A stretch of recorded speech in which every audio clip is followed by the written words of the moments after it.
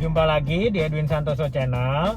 Nah, di video saya kali ini saya akan sharing pengalaman saya dalam memilih-milih untuk membeli AC rumah, guys.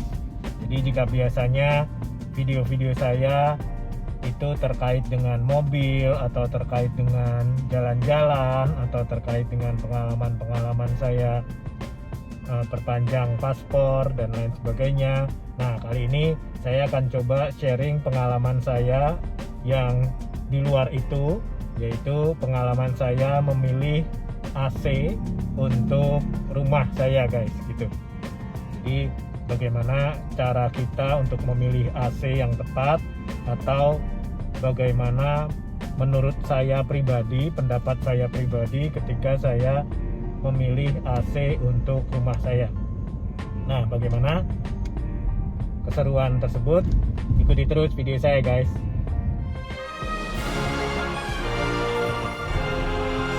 Nah, jadi seperti yang saya sebutkan sebelumnya, jadi di sini saya akan coba sharing pengalaman saya untuk memilih AC untuk rumah. Jadi sekarang saya sedang mempersiapkan atau membeli beberapa AC untuk rumah saya. Nah, jadi pada saat kita memilih-milih AC, biasanya yang paling utama kita akan bingung mengenai berapa PK AC yang cocok untuk ruangan atau kamar di rumah kita. Itu yang paling umum, guys. Nah, tapi di luar itu sebetulnya ada juga beberapa pertanyaan lain seperti merek apa yang paling bagus. Jadi merek AC apa yang paling bagus? Bagus di sini mungkin bervariasi gitu ya, tergantung preferensi orang-orang. Misalkan dinginnya cepat atau konsumsi listriknya rendah dan lain sebagainya. Nah, merek apa yang paling bagus? Terus yang ketiga yang coba akan saya sharing pengalaman saya juga adalah terkait dengan apakah kita perlu untuk menggunakan AC tipe inverter. Jadi AC itu ada beberapa tipe, seperti ada yang tipe inverter sama tipe non inverter. Nanti saya akan coba ulas lebih lanjut. Oke, simak terus, guys. Nah, yang pertama yang biasanya banyak menjadi pertanyaan orang-orang ketika membeli AC adalah berapa PK sih sebenarnya AC yang dibutuhkan untuk kamar atau ruangan saya, gitu kan ya.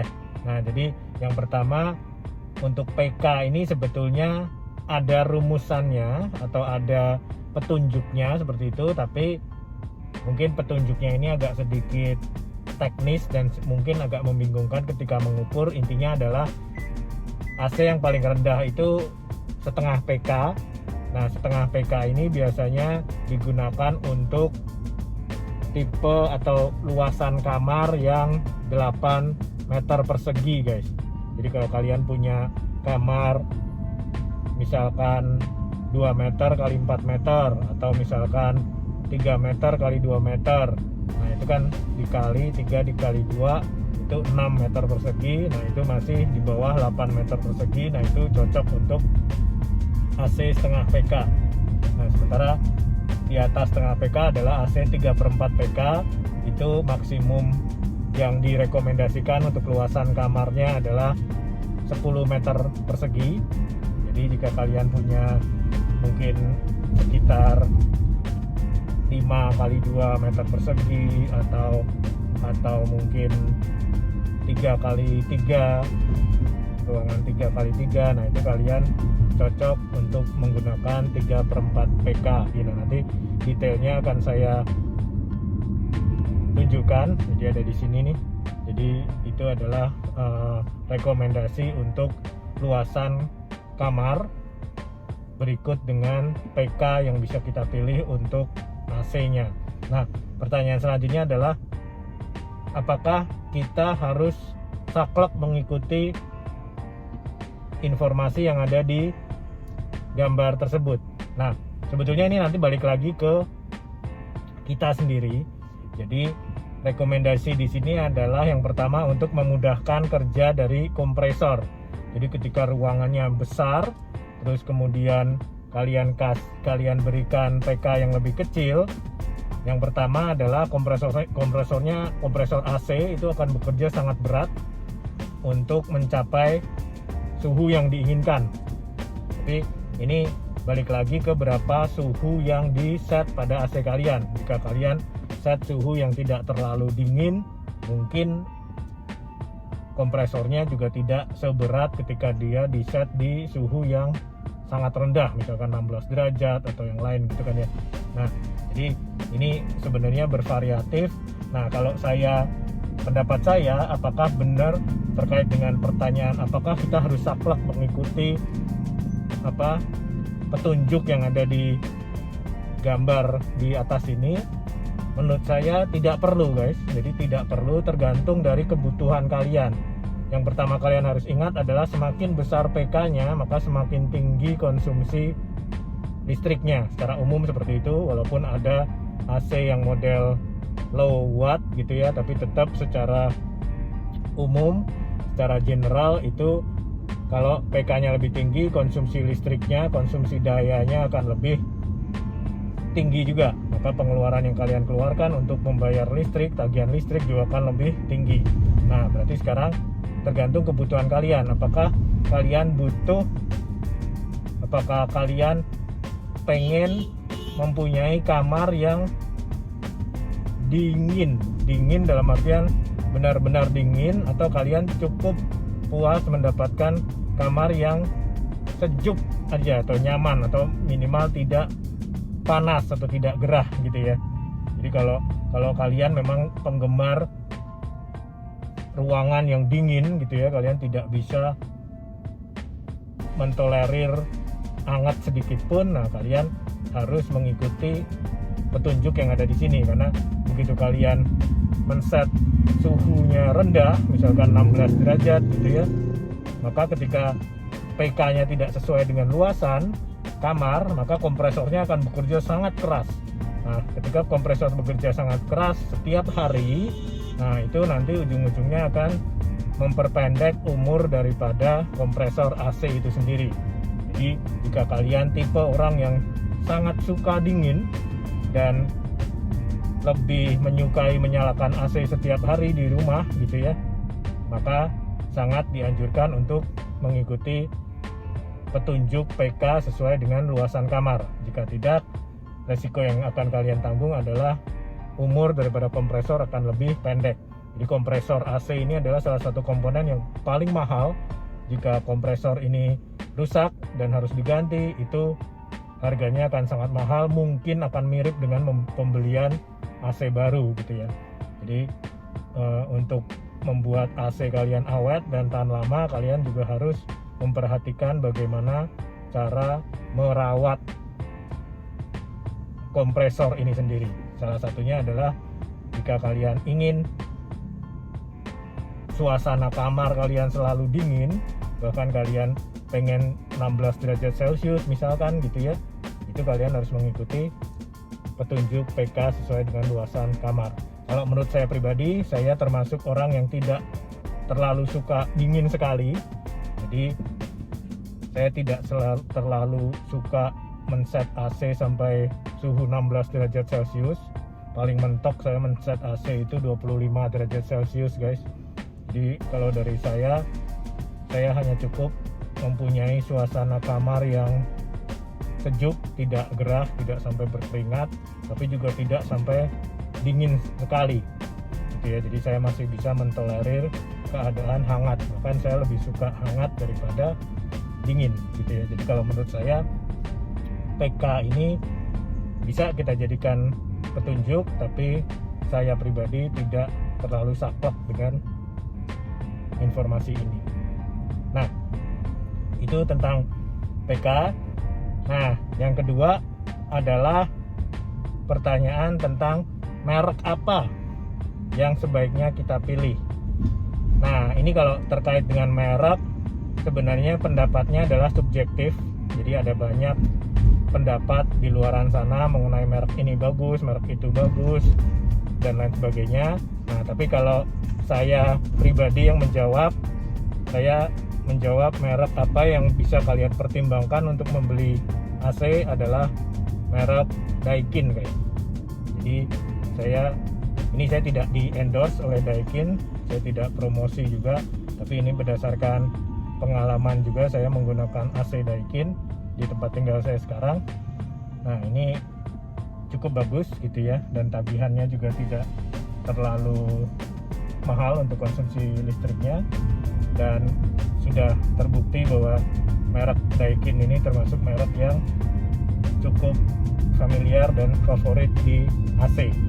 Jadi menurut pendapat saya pribadi, jika ada pertanyaan merek AC apa yang saya rekomendasikan untuk dibeli adalah merek Daikin guys.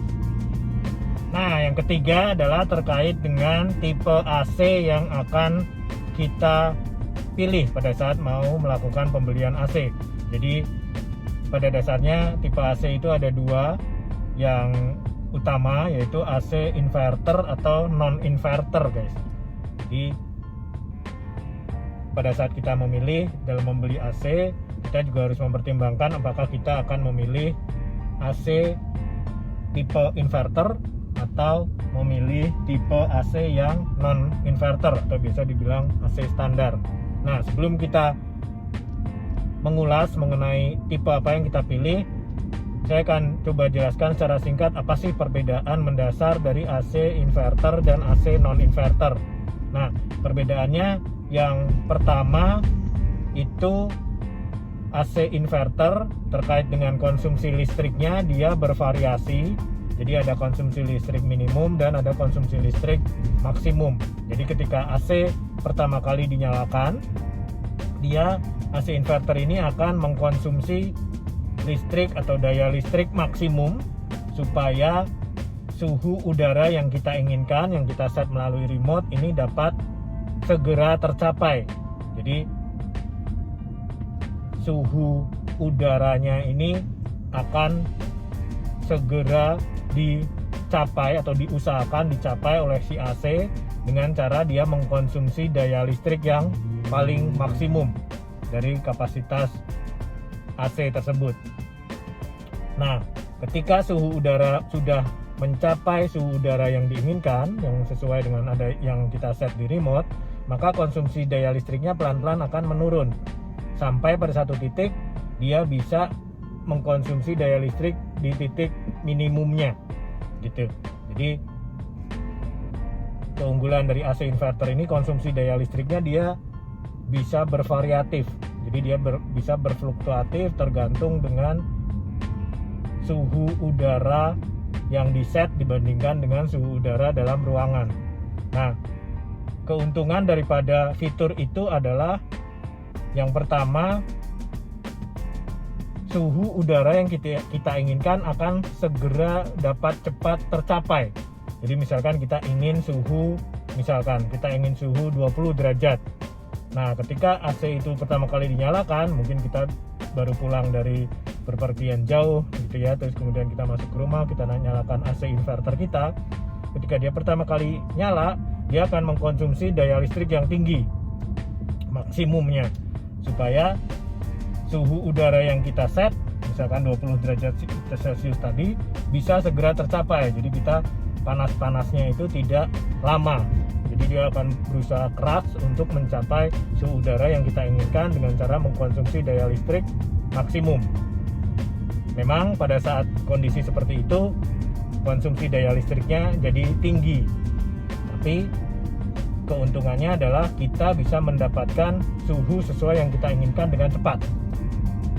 Nah, jika suhu udara di ruangan itu sudah mencapai 20 derajat seperti yang tadi kita set di AC, maka konsumsi daya listriknya dia akan turun. Jadi tidak lagi mengkonsumsi daya listrik yang maksimum tadi, tapi dia akan turun mencapai, bahkan kalaupun sampai malam gitu ya, dimana suhu di luar atau suhu di ruangan kita itu bahkan sudah di bawah 20 derajat Celcius, misalkan 19 derajat Celcius seperti itu, dia akan bisa mengkonsumsi daya listrik yang paling minimum.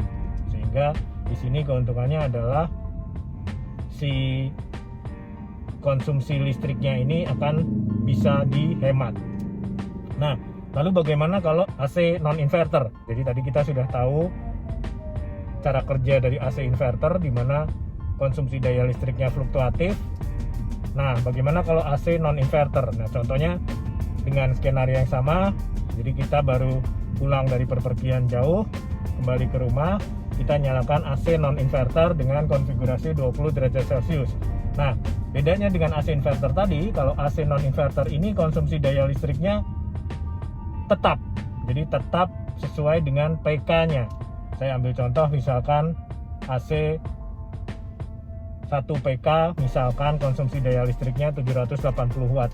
Jadi ketika pertama kali dinyalakan, suhunya 20 derajat Celcius, dia akan mengkonsumsi daya listrik 780 watt tadi sesuai dengan PK-nya. Terlepas dari berapapun suhu yang kita set. Mau kita set suhu 25, 20, 16, dia akan mengkonsumsi segitu, 780 watt. Nah, bagaimana kalau kemudian suhu ruangan sudah mencapai suhu yang di set atau yang kita inginkan? Nah, kalau AC inverter tadi, dia ketika suhu udara di ruangan sudah mencapai yang kita inginkan, dia menurunkan konsumsi daya listrik. Kalau AC non-inverter atau AC standar, ketika suhu udara atau suhu di ruangan yang kita set itu sudah sesuai dengan apa yang kita inginkan, maka dia akan mematikan kompresornya.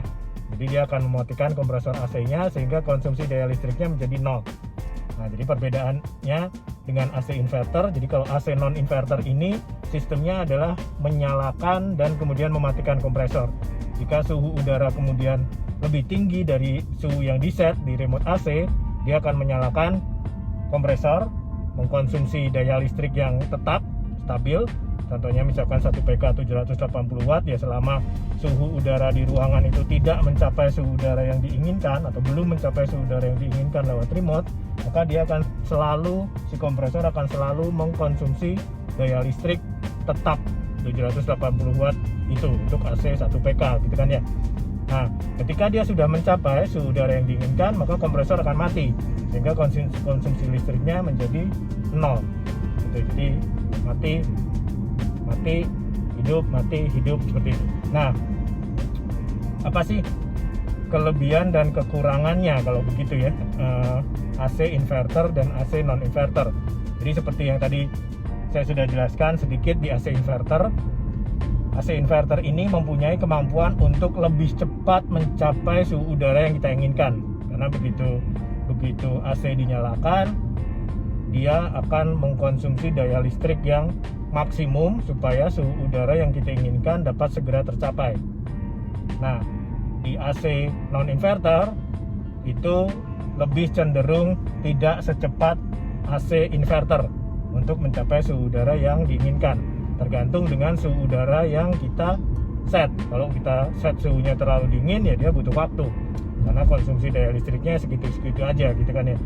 Sementara kalau kita set suhu udaranya tidak terlalu dingin, ya mungkin dia akan lebih cepat karena kemampuan untuk menurunkan suhu kan tergantung dari cara kerja kompresor itu sendiri. Nah, lalu kemudian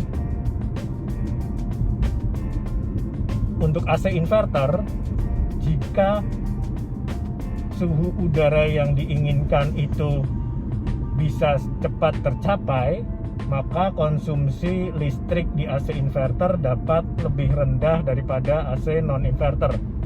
Nah, ini yang sebenarnya banyak perdebatan di luar sana mengenai konsumsi listrik AC inverter dan AC non-inverter. Di sini saya akan coba jelaskan menurut sudut pandang saya. Jadi banyak dibilang bahwa AC inverter itu konsumsi listriknya rendah. Ya betul, konsumsi listriknya rendah, tapi itu semua tergantung dari cara pemakaian kita guys. Jadi tidak serta-merta dengan menggunakan AC inverter kita akan mendapatkan konsumsi listrik yang rendah jika kita selalu men-set suhu udara di ruangan atau suhu udara remote AC itu pada level yang terendah atau paling dingin. Contoh, ketika siang hari panas seperti ini, suhu di luar adalah 36 derajat, kita set suhu di remote 16 derajat. Lalu ruangan itu atau ruangan yang kita kasih AC inverter itu dia terpapar sinar matahari langsung. Artinya kompresornya akan bekerja sangat keras untuk mendinginkan ruangan. Nah, jika kondisi ini terjadi terus-terusan, saya ragu bahwa konsumsi listrik akan menjadi rendah. Gitu ya. Jadi itu yang kalian harus perhatikan ketika menggunakan AC inverter, yaitu jika ruangan kalian itu terkena sinar matahari langsung, lalu kemudian kalian men-set suhu udaranya yang sangat dingin, maka kemungkinan besar konsumsi listriknya juga tidak akan serendah jika ruangan yang kalian beli AC ini tidak terkena sinar matahari langsung, lalu kemudian cukup teduh dengan banyak pohon-pohon gitu ya. Terus suhu udara di luar itu juga termasuk stabil, dan suhu yang kalian set di remote itu juga tidak terlalu rendah. Itu mungkin bisa mendapatkan konsumsi listrik yang lebih rendah. Jadi untuk AC inverter kalian harus camkan bahwa untuk mendapatkan konsumsi listrik rendah, kalian harus mengusahakan supaya kompresor ini kerjanya tidak berat, dengan cara segimana caranya dia lebih mudah untuk mencapai suhu udara yang diinginkan. Jika dia sulit untuk mencapai suhu udara yang diinginkan, maka dia akan mengkonsumsi listrik yang paling maksimum. Nah, ketika dia mengkonsumsi listrik yang paling maksimum terus-terusan, maka akhirnya tagihan listrik Anda juga tidak akan semurah yang Anda bayangkan. Namun jika dia kompresor itu bisa bekerja pada level daya listrik konsumsi dia yang paling minimum, yang seperti saya jelaskan tadi, maka tagihan listrik Anda akhirnya akan bisa lebih rendah. Jadi saya ambil contoh perbandingan langsung ya. Kalau AC 1 PK, ini merek Daikin gitu ya, untuk yang inverter itu konsumsi daya listriknya untuk yang inverter adalah bervariasi dari mulai 200 sampai 1100. 200 sampai 1100. Bedanya dengan AC non-inverter, AC non-inverter 1 PK itu 780 watt. Jadi bisa kita lihat perbedaan daripada konsumsi daya listriknya untuk AC yang sama-sama 1 PK merek Daikin gitu ya. Satu yang inverter dia konsumsi listriknya 200 sampai 1100. Sementara kalau yang standar atau non-inverter itu konsumsi listriknya 780. Nah, jika kita bisa mengusahakan supaya AC inverter 1 PK ini konsumsi listriknya terus-terusan di level minimum, mungkin di level minimumnya dari 200 mungkin sampai 300 gitu ya. Nah, kita akan mendapatkan konsumsi daya listrik yang rendah, atau akhirnya kita akan mendapatkan tagihan listrik yang murah ya dibanding dengan AC non-inverter yang tadi konsumsi listriknya tetap 780 watt. Nah, tapi kalau misalkan AC inverter tadi bekerjanya sangat keras sehingga dia konsumsi listriknya terus maksimum di level 1100, pada akhirnya dia akan jauh lebih boros dibanding yang AC non-inverter. Kita lihat ya, jadi AC inverter 1 PK itu konsumsi listriknya sekitar 1100 maksimumnya. Sementara kalau yang 1 PK Daikin itu 780 watt maksimumnya. Nah, ini kalau dia bekerja di level itu terus gitu ya, antara 1100 dan 780, jelas lebih tinggi yang 1100, sehingga konsumsi listriknya lebih tinggi, tagihannya lebih tinggi gitu ya. Jadi itulah kenapa banyak orang-orang yang kadang komplain, kenapa sih katanya AC inverter itu konsumsi daya listriknya rendah, padahal ketika saya pakai ternyata tidak juga, ternyata boros-boros juga tagihan listriknya. Karena itu tadi, si AC bekerja dengan sangat keras untuk mendinginkan suhu ruangan, sementara dia tidak memiliki waktu untuk mencapai suhu udara yang diinginkan, sehingga kompresornya terus bekerja maksimum gitu. Jadi sehingga dia terus mengkonsumsi daya listrik yang maksimum, akhirnya dia juga boros-boros juga. Nah gitu, jadi itu menjawab beberapa komplain dari orang-orang terkait dengan AC inverter. Nah, terus kemudian pertanyaan utamanya adalah apa sih yang seharusnya kita pilih, AC inverter atau AC non inverter? Nah, ini balik lagi jawabannya akan sangat subjektif. Ini sekali lagi ini adalah pendapat saya pribadi. Jadi jika kalian punya pendapat sendiri, kalian bisa nanti cantumkan di kolom komentar. Nah, kalau pendapat saya ini tergantung dari profil kita masing-masing. Seperti tadi di pertanyaan berapa PK yang harus kita pilih, ini balik lagi ke keinginan kita, apakah kita ingin suhu udara atau suhu ruangan kita itu menjadi dingin atau sekedar cukup sejuk saja tanpa panas atau gerah. Kalau saya pribadi, saya tidak berkeinginan untuk benar-benar yang dingin banget gitu ya, sampai level sejuk saja menurut saya cukup. Jadi kalau saya menggunakan AC itu paling mentok saya konfigur, saya set di suhu 25 derajat gitu ya. Jadi supaya minimal sejuk saja gitu ya, tidak panas seperti di luaran Jakarta yang sekitar 36 atau 37 derajat, tapi juga tidak dingin banget yang sampai 16 derajat. Nah, jika kalian tipe orang-orang yang sama seperti saya, hanya menginginkan yang sejuk saja, nyaman saja, tidak sampai dingin sekali, menurut pendapat saya, kalian tidak perlu menggunakan AC inverter. Jadi kalian cukup menggunakan AC non inverter, karena pertimbangannya ada banyak hal. Yang pertama, AC non inverter itu lebih murah dibanding AC inverter. Yang kedua, jika kalian perlu pergantian spare partnya juga lebih murah dibanding AC inverter. Kenapa spare part AC non inverter bisa lebih murah dibanding AC inverter? Karena kebanyakan AC inverter itu masih diimpor, jadi spare partnya juga harus diimpor. Akibatnya ada biaya-biaya yang dikeluarkan untuk proses impor tadi, berbeda dengan AC non inverter, sehingga spare part AC non inverter itu juga jatuhnya lebih murah. Mengenai konsumsi listrik itu ya, tadi dijelaskan bahwa AC inverter bisa lebih rendah konsumsi listriknya sehingga tidak boros, namun bisa juga tidak jika kita menggunakan AC-nya itu membuat kompresornya bekerja maksimal terus-terusan sehingga dia mengkonsumsi daya listrik yang paling maksimal. Jadi menurut saya konsumsi listrik ini bukan salah satu patokan yang bisa kita ambil ketika kita memilih AC inverter atau AC non inverter.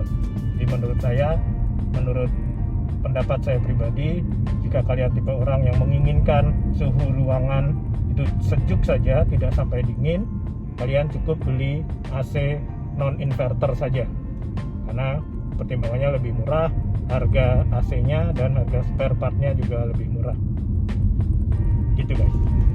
Nah, demikian video saya terkait dengan sharing pengalaman saya ketika membeli AC rumah. Nah, terima kasih sudah menonton video saya sampai sejauh ini. Jangan lupa like jika kalian suka video ini. Jangan lupa cantumkan komentar-komentar jika kalian punya komentar atau pendapat terkait dengan pemilihan AC, pemilihan tipe AC, PK AC ataupun merek AC. Dan jangan lupa juga untuk subscribe channel YouTube saya. Sekali lagi terima kasih dan sampai jumpa lagi di video saya selanjutnya. Bye bye.